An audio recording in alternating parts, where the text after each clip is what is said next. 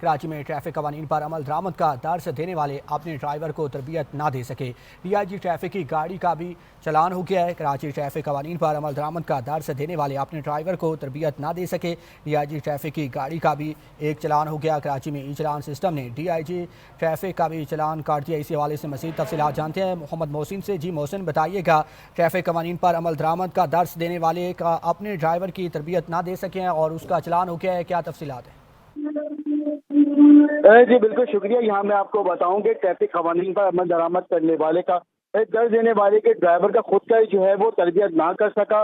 DIG traffic की गाड़ी चालान मौसूल हो चुका है। कराची में ई चलान सिस्टम से DIG ट्रैफिक को भी चालान मौसूल हो गया। लिहाजा से एक गार्डन से उतरते हुए DIG ट्रैफिक की गाड़ी को जो है वो चालान किया गया है। DIG ट्रैफिक का कहना है कि मैं उस वक्त गाड़ी में मौजूद नहीं था, मेरे ड्राइवर पर जो है वो सीट बेल्ट ना बांधने के बावजूद जो है वो एक चालान किया गया है। शहर में ट्रैफिक कानून के मुताबिक तकरीबन 6,900 से ज्यादा जो है वो चालान 2 रोज में किए गए, अमल दरामद कराए गए, लेकिन DIG ट्रैफिक खुद अपने स्पॉट को जो है वो इन कवानीन के अमल दरामद कराने में नाकाम दिखाई दे रहे हैं। जी।